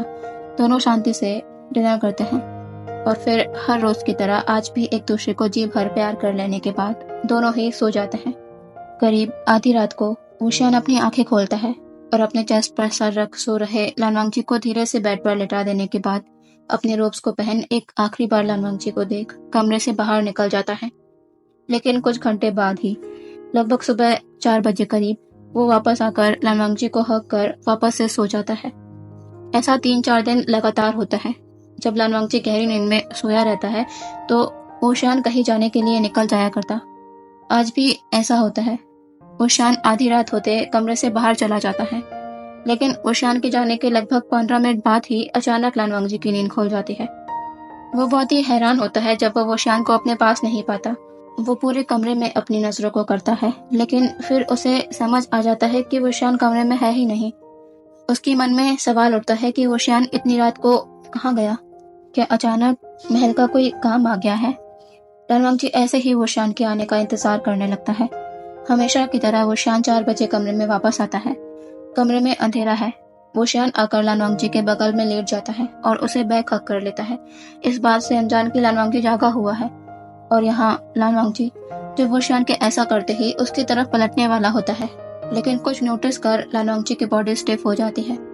वो किसी गहरी सोच में चला जाता है। उसके मन में ढेरों सवाल उठ रहे हैं। इसका कारण है ऊशान से आती किसी अदर ओमेगा के फेरोमोन की स्मेल। और लानवांगजी जब अपने दिमाग में जोर डालता है तो अचानक ही उसके माइंड में कुछ क्लिक होता है, जिसके लिए लानवांगजी श्योर नहीं है, लेकिन पता नहीं क्यों उसका माइंड बार बार यही कह रहा है। इन फेरोमोन को लानवांगजी ने पहले भी नोटिस किया है, जो उस वैन ओमेगा के थे जो अपनी बहन के साथ यहाँ आया था। लानवांगजी के मन में गलत गलत सवाल पैदा हो रहे हैं, और इसका कारण है उस ओमेगा की वो नजर जिससे वो विभूषण को देख रहा था। लानवांगजी बहुत देर तक इन्हीं चीजों को सोच परेशान रहता है, लेकिन आखिर में वो अपने मन को मना लेता है कि उसे अपने हस्बैंड पे ट्रस्ट है। हो सकता है किसी जरूरी काम से वो बाहर गए हों। लेकिन लानवांगजी का भरोसा तब डगमगाने लगता है जब दूसरे दिन भी सेम चीज रिपीट होती है। तीसरे चौथे ऐसे 5 दिन हो गए हैं। लानवांगजी अभी अपने कक्ष के विंडो के पास खड़ा हुआ है, एक थिन इनर लेयर को पहने, और सामने अपने हस्बैंड को तलवार पर फ्लाई कर वैन कबीले की ओर जाते देख रहा है। लानवांगजी भारी मन के साथ पास के टेबल में बैठ जाता है। उसे देखकर ही पता चल रहा है कि वो बहुत परेशान और टूटा हुआ है। क्या वजह है उसके हस्बैंड की ये चुपचाप रात में यहाँ से वैन कबीला जाने की? क्या अब पहले जैसा कुछ नहीं रहा? क्या कुछ बदल रहा है उनके बीच? लानवांगजी बहुत देर तक वहीं बैठा रहता है, लेकिन जब वोशियान के आने का समय हो जाता है तो लानवांगजी जाकर बेड पर चुपचाप लेट जाता है, अपने शरीर से उस थिन लेयर को हटाकर, क्योंकि वोशियान उसे ऐसे ही छोड़कर गया था। लानवांगजी लाख इस बात को नकारे, लेकिन उसे बुरा लगा वोशियान का उसे ढेर सारा प्यार करना और आधी रात को उसे अपने चेस्ट से बेड पर लेटाकर यहाँ से चला जाना। लानवांगजी यही सोच रहा था, तभी उसे महसूस होता है कि किसी ने उसे अपनी बाहों में जकड़ लिया है। विभूषण वापस आ गया है। लानवांगजी टाइटली अपनी आंखों को बंद कर लेता है। आज भी उसी ओमेगा के फेरोमोन। लानवांगजी कुछ नहीं सोचना चाहता, लेकिन उसका मन सचमुच बहुत ही ज्यादा विचलित है। दूसरे दिन वोशियान आज किसी काम से राज्य के बाहर गया हुआ है। लानवांगजी भी वोशियान के कामों में उसकी मदद किया करता था, इसी चलते वो दरबार में ही मौजूद था। तभी एक सैनिक आकर लानवांगजी को एक पत्र देता है, जो वैन कबीले से आया हुआ था। और इन दिनों जो भी हो रहा है, उसकी इनसिक्योरिटीज के चलते लानवांगजी अपने आप को नहीं रोक पाता उस पत्र को खोलने से। भले ही वो राज्य के लिए पत्र था, फिर भी लानवांगजी उसे पढ़ना चाहता है। लानवांगजी उस पत्र को पढ़ता है, जिसमें लिखा हुआ है, महाराज, आज आप जल्दी आने की कोशिश करिएगा, इससे हमें ज्यादा समय मिलेगा। लानवांगजी नीचे लिखे नाम को भी पढ़ता है, वैनलिंग। ये पत्र वैनलिंग ने भेजा है। लानवांगजी बिल्कुल शांत अपनी जगह पर बैठ जाता है। उसे कुछ समझ नहीं आ रहा वो क्या करे, क्या कहे इस सिचुएशन में। रात में लानवांगजी विंडो के पास खड़ा चांद को देख रहा है। वोशियान अपने कक्ष में आता है। वो लानवांगजी को वहां खड़ा देखता है तो उसके पास आ जाता है। वो कहता है, चांद खूबसूरत है ना, लेकिन मेरे ओमेगा से ज्यादा खूबसूरत नहीं। ये कहकर वोशियान लानवांगजी को बैक हक कर लेता है।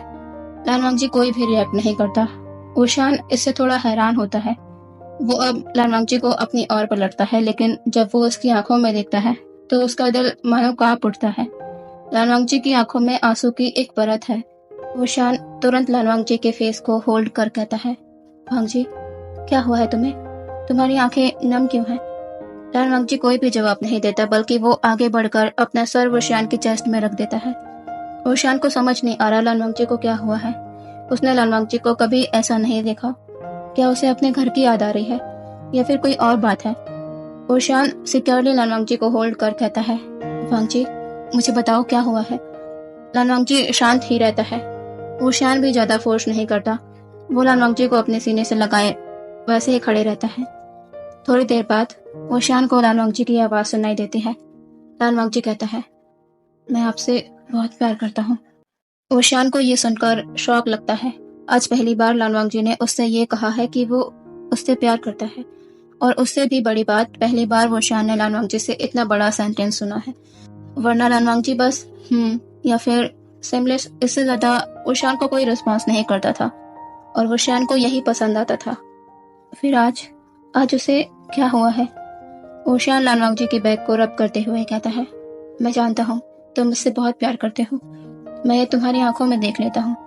तुम्हें कहने की जरूरत नहीं है वांगजी। लान वांगजी धीरे से कहता है, नहीं, मुझे ये कहना था। वोशान को पता नहीं क्यों अब कुछ सही नहीं लग रहा था। वो लान वांगजी के फेस को अपने सामने कर कहता है, क्या हुआ है तुम्हें? मुझे तुम कुछ ठीक नहीं लग रहे। लान वांगजी अपना फॉरहेड वोशान के शोल्डर पर रख कहता है, कुछ नहीं, बस आप मेरे पास रहिए। वोशान लान वांगजी के हेड पर किस कर कहता है, मैं तुम्हारे पास हूँ वांगजी, तुम चिंता मत करो। लान वांगजी अपना सर पीछे कर वोशान को देखता है और धीरे धीरे उसके करीब बढ़ने लगता है। वो अपने लिप्स वोशान के लिप्स पर रख उसे खुद से आज किस करने लगा है। वोशान भी लान वांगजी को पास कर उसे किस करने लगता है। वोशान नहीं जानता कि ये लान वांगजी की इनसिक्योरिटीज है जो उसे अंदर ही अंदर बेचैन कर रही है। वोशान लान वांगजी के लिप्स से अब उसकी नेक तक आ गया था।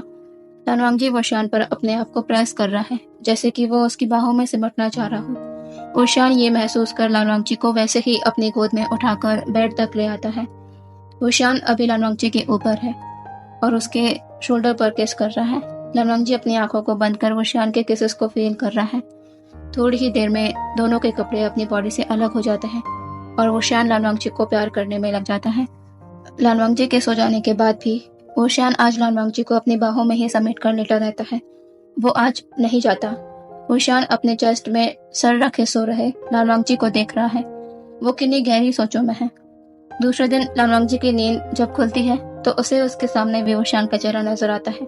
वो उसे छोड़कर नहीं गया।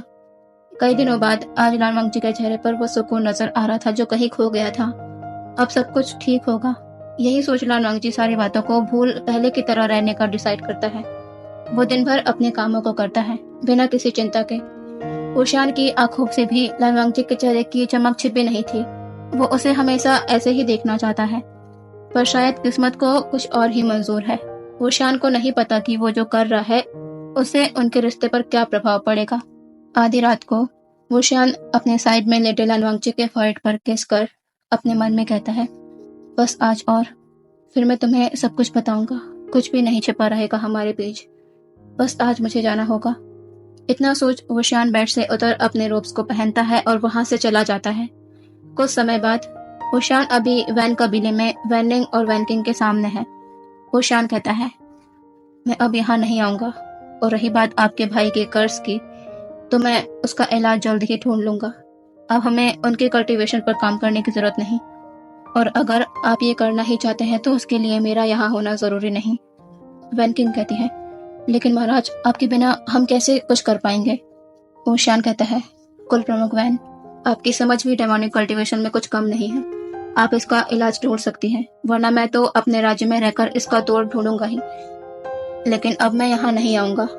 हाँ, मैंने आपसे वादा किया था कि मैं इसकी खबर किसी को भी नहीं लगने दूंगा, अपने ओमेगा को भी नहीं। लेकिन अब मैं ऐसा नहीं कर सकता। वांगजी मेरी जिंदगी है। उसके चेहरे पर चिंता देखना, मैंने कभी ये सोचा भी नहीं था कि ये दिन भी आएगा। उसे वो कहने पर मजबूर होना पड़ेगा जो मैं उसकी आंखों में पढ़ लिया करता था। मैं आगे ऐसा कुछ भी नहीं होने दूंगा। मेरे लिए वांगजी से बढ़कर और कुछ भी नहीं।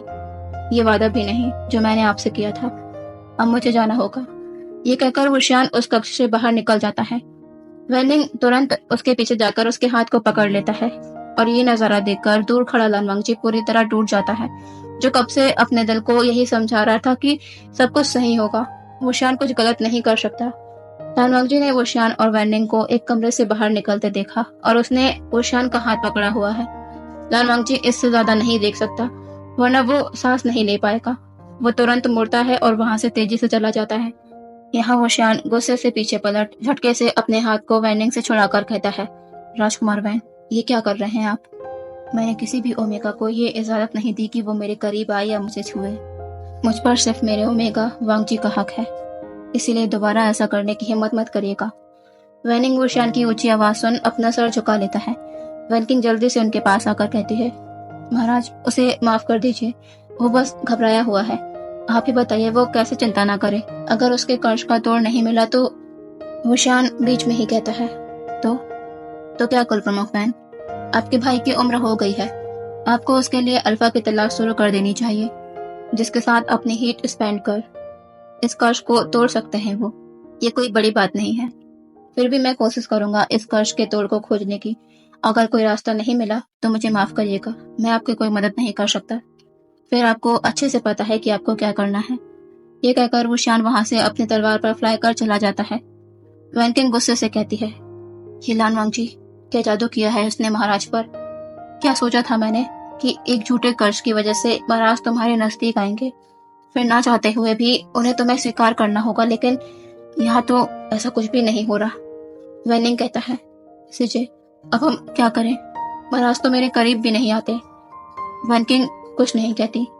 अब यहाँ से देखते हैं सीधे 3 महीने बाद। वुशियान जोर से लान वांगजी का नाम लेकर बिस्तर से उठकर बैठ जाता है। वांगजी, उसकी आंखें आंसुओं से भरी है, उसकी हालत भी कुछ ठीक नहीं लग रही, वो बहुत ही कमजोर नजर आ रहा है। वुशियान अपनी रुआसी आवाज में कहता है, वांगजी कहाँ हो तुम, मेरे पास आ जाओ, क्यों मुझे इस तरह छोड़कर चले गए तुम। मुझे मत तड़पाओ वांगजी, मेरे पास आ जाओ। वुशियान जब वैन कबीले से वापस आया तो लान वांगजी उसे अपने कक्ष में नहीं देखा। कक्ष में क्या, लान वांगजी पूरे महल में कहीं भी नहीं था। वुशियान इससे बहुत ही ज्यादा डर गया।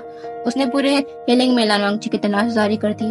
किसी से उसे पता लगा कि उसने लान वांगजी को वैन कबीले की ओर जाते देखा था आखिरी बार, लेकिन वो वापस यहाँ नहीं आए। वुशियान ने जब सुना वैन कबीला, वो भी रात में, तो उसे सारी बातें समझ आ गई। लान वांगजी का बदला व्यवहार, उसका डर। वुशियान का दिल ये सोचकर ही बैठ गया कि लान वांगजी ने क्या सोचा होगा उसके बारे में।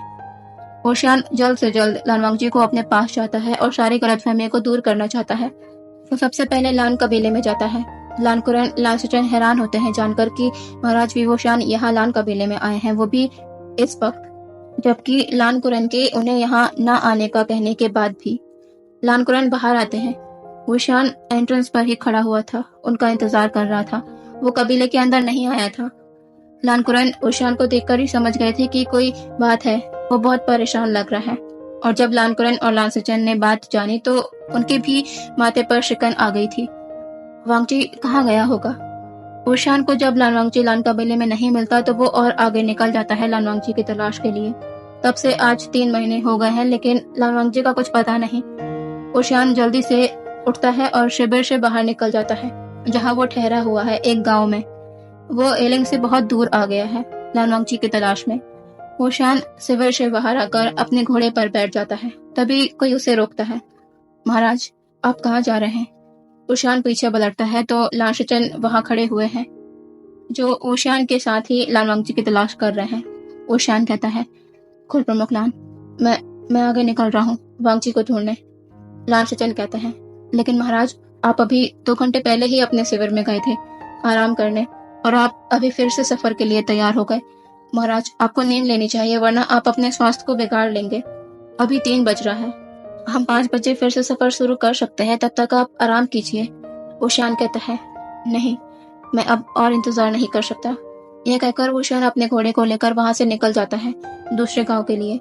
लान सिचन का भी यहाँ रुकने का कोई मतलब नहीं बनता, इसीलिए वो भी वुशियान के पीछे चले जाते हैं। चलते चलते वुशियान एक गांव को पार कर दूसरे गांव पहुंचता है। पहले गांव में भी लान वांगजी का उसे कोई पता नहीं लगा। अब ये आखिरी गांव है। अगर यहाँ भी लान वांगजी का पता नहीं लगा तो उन्हें दूसरी दिशा में जाना होगा। वुशियान, लान सिचन और उसके सैनिक इस गांव में पहुंचते हैं। बहुत ही कम लोग अभी जाग रहे हैं क्योंकि दिन अभी पूरी तरह से निकला नहीं है। गांव के लोग इन अनजान चेहरों को देखकर हैरान होते हैं। वो सभी एक साथ जमा होकर इन लोगों के पास आते हैं। लान सिचन गांव वालों को वुशियान का परिचय देते हैं कि वो सभी के महाराज हैं। ये सुनकर गांव वाले आदर के साथ वुशियान का स्वागत करते हैं, लेकिन वुशियान को ये सब नहीं चाहिए। उसे तो वो जानना है जिसके लिए वो यहाँ आया है। वुशियान कहता है, मुझे आप लोगों की मदद चाहिए। क्या आप लोग ये बता सकते हैं कि कोई ओमेगा सफेद वस्त्रों में यहाँ आया है? क्या आप लोगों ने उसे देखा है? गांव वाले इस पर एक दूसरे को देखने लगते हैं। नहीं, उन्होंने तो कोई नया ओमेगा यहाँ नहीं देखा। वो सभी अपना सरनामे शेक कर देते हैं। ओशियान कहता है, ठीक से याद करिए, वो सफेद वस्त्रों में होगा, दिखने में बहुत ही सुंदर, और इनकी तरह उसके माथे पर भी फॉरेड रिबन होगा। गांव वाले अभी भी कहते हैं कि उन्हें नहीं पता। ओशियान ये सुन अपना सर नीचे कर लेता है। अभी भी उसके हाथ हताशा ही लगी। वो कहाँ ढूंढे अपने ओमेगा वांगजी को। तभी ओशियान को एक आवाज सुनाई देती है कि आप जिस ओमेगा की बात कर रहे हैं उसका नाम लान वांगजी है। ये सुनकर ओशियान अपना सर ऊपर करता है। गांव वाले पलटकर पीछे देखते हैं। ओशियान की नजर भी वहां जाती है। सामने एक मॉन्क खड़ा हुआ है। ओशियान जल्दी से उसके पास जाता है। वो कहता है, हाँ, उसका नाम वांगजी है। आप जानते हैं उसे उसे कहाँ देखा है आपने? क्या क्या आप उससे मिले हैं? कृपया मुझे बताइए। वो मॉन्क कहता है, 3 महीने पहले ही वो यहाँ आया था। वो इसी गांव में रह रहा है। रोज सुबह 5 बजे वो उस टेम्पल पर आया करता है। 5 बजने वाले हैं।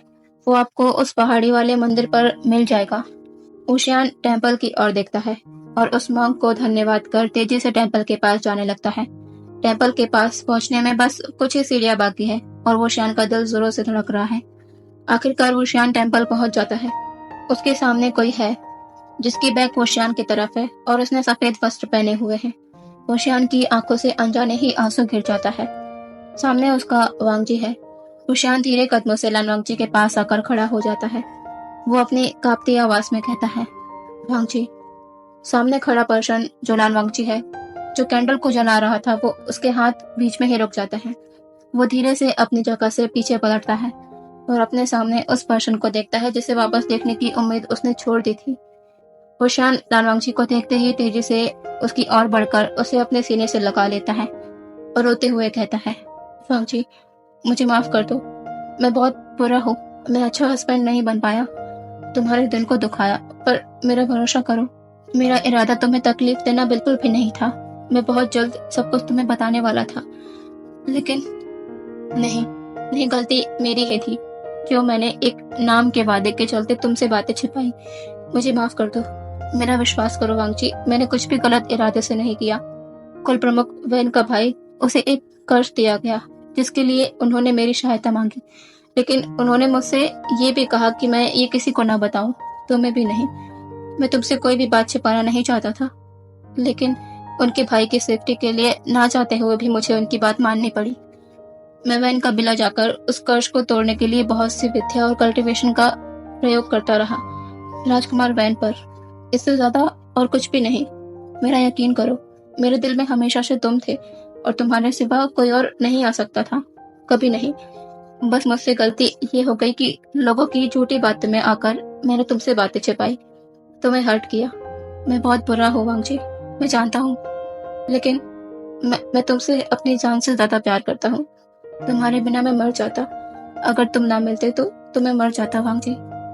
यह कहकर वो शान लाल वांगजी के नेक में अपना चेहरा छिपाकर जोर जोर से रोने लगता है।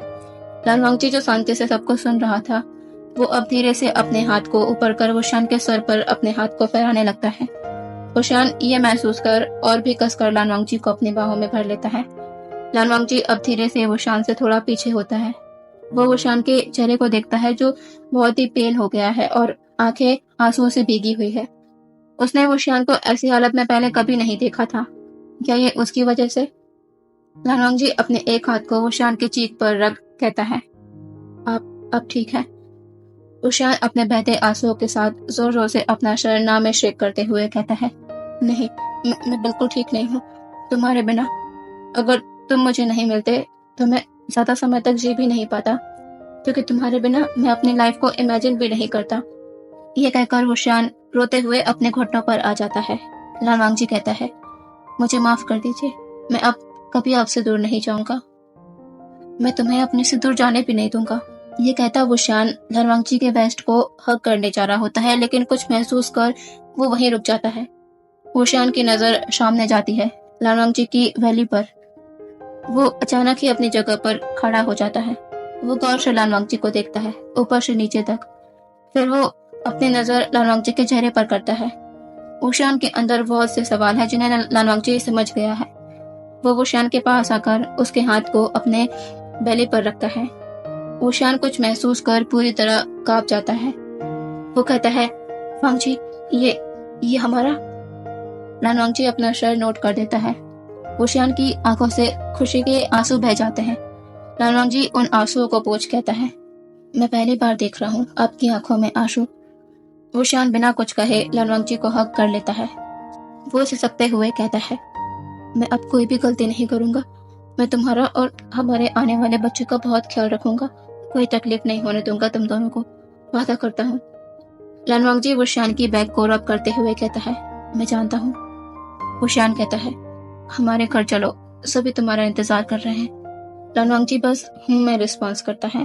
2 दिन बाद पूरे हिलिंग में जश्न का माहौल है, दो खुशियों का। एक तो उनकी महारानी हिलिंग वापस आ गई, और दूसरा जल्द ही उनके राज्य में उन्हें उनका राजकुमार या राजकुमारी मिलने वाली है। सभी जश्न में डूबे हुए हैं, और यहाँ महल के मुख्य दरवाजे पर 2 लोग विवुशियान के सैनिकों से बहस कर रहे हैं, जो कोई और नहीं वैनकिंग और वैनिंग है। वैनकिंग कहती है, ऐसे कैसे हम अंदर नहीं जा सकते। वो सैनिक कहता है, माफ कीजिएगा, लेकिन वैन कबीले के किसी भी इंसान को, यहाँ तक कि संदेशवाहक और कुल प्रमुख को भी हिलिंग राज्य में आने की इजाजत नहीं है। वैनिंग कहता है, और ये तुमसे किसने कहा।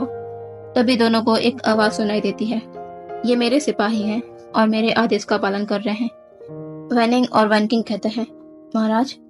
विवुशियान वहां आकर कहता है, आप दोनों यहाँ से चले जाइए। वैन कबीला और हिलिंग राज्य के बीच अब कोई संबंध नहीं है। वैनकिंग कहती है, महाराज, आप ये क्या कह रहे हैं। वुशियान कहता है, कुल प्रमुख वैन, अब सब कुछ से अनजान होने का नाटक करने की कोई जरूरत नहीं है। मुझे सब पता है आपने क्या क्या करना चाहा है मेरी पीठ पीछे।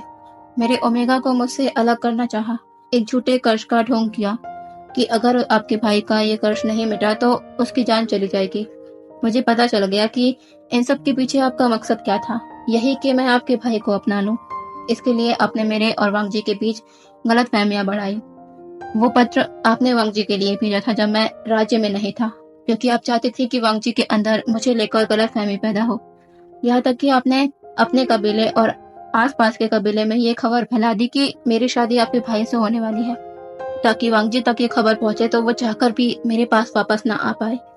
यही चाहती थी ना आप। इतना बड़ा षड्यंत्र, वो भी मेरे पीठ पीछे। वो तो खैर मानिए मेरे ओमेगा का, जो मैं आप लोगों को और आपके कबीले वालों को कुछ नहीं कर रहा, वरना रातों रात वैन कबीला का नामो निशान मिटाने में जरा भी नहीं सोचता मैं। अब यहाँ से चले जाइए, वरना मैं क्या करूँ दूंगा ये मैं खुद भी नहीं जानता। वैनकिंग और वैनिंग के चेहरे पसीने से तरबतर हो गए थे। वुशियान के इतने गुस्से भरे आवाज और उसके खुले आम धमकी को सुनकर वो जानता है कि वुशियान ऐसा कर भी सकता है, इसलिए वो यहाँ से जाना ही अपनी भलाई समझते हैं। वैन कबीले का अब हिलिंग राज्य में कोई भी इन्वॉल्वमेंट नहीं था जिसका उन्हें भारी नुकसान उठाना पड़ा। वुशियान और लानवांगजी की जिंदगी खुशी खुशी बीत रही थी, उनके आने वाले बच्चे के लिए बहुत सारी प्लानिंग के साथ। वुशियान रात में कभी कभी जोर से लानवांगजी का नाम लेकर उठ जाया करता, क्योंकि लानवांगजी के चले जाने से वुशियान के अंदर डर इस कदर समाया कि वो कभी अभी तक उससे उभर नहीं पाया है। लेकिन लानवांगजी उसे अपने सीने से लगाकर हर वक्त ये एहसास दिलाता कि वो उसे छोड़कर नहीं जाएगा। लानवांगजी को वुशियान को ऐसे देखकर बुरा लगता, वो उससे बहुत ज्यादा प्यार करता है। कुछ महीने बाद लानवांगजी ने एक बहुत प्यारे बेटे को जन्म दिया, जिनका नाम उन्होंने सिजोई रखा। बच्चे के जन्म के दूसरे दिन ही वुशियान और लानवांगजी को एक शॉकिंग न्यूज पता चलती है कि लानवांगजी के अंकल और भाई हिलिंग महल आए हुए हैं। वुशियान और लानवांगजी के लिए ये यकीन करना बहुत ही ज्यादा मुश्किल था कि लानकुरैन यहाँ आ सकते हैं। शादी के बाद उन्होंने जो कहा था उसके बाद भी, लेकिन सच में लानकुरैन लानशिचेन हिलिंग आए हुए थे, वो भी अपने ग्रैंडसन और नेफ्यू को देखने। लानकुरैन अभी बच्चे को गोद में लिए बैठे हुए हैं। लानवांगजी बेड पर लेटा है और वुशियान उसके पास में ही है। लानशिचेन भी अपने अंकल के पास खड़े बच्चे को देखे जा रहे हैं। वुशियान और लानवांगजी एक दूसरे को देखते हैं, फिर लानकुरैन को। लानकुरैन कहते हैं, वांगजी महाराज, आपकी शादी के वक्त जो मैंने कहा था, आज मैं अपने शब्दों को वापस ले रहा हूँ। वांगजी, तुम लान कबीला आ सकते हो अपने परिवार के साथ। लानवांगजी की आंखों में ये सुन चमक आ गई थी, जो वुशियान ने नोटिस किया। उसे खुशी है लानवांगजी के लिए। लानकुरैन कहते हैं, महाराज हमें माफ कर दीजिए, हमने आपके प्रति गलत धारणा रखी, लेकिन हम अपनी गलती को सुधारना चाहते हैं। आप दोनों जल्द ही लान कबीला आइए, हम आपका वहाँ आदर के साथ स्वागत करते हैं। ओशान लानवांगजी को देखता है, जो अपना सर नोट कर देता है। ओशान लानकुरैन को वो कर कहता है, जी जरूर, हम जरूर आएंगे।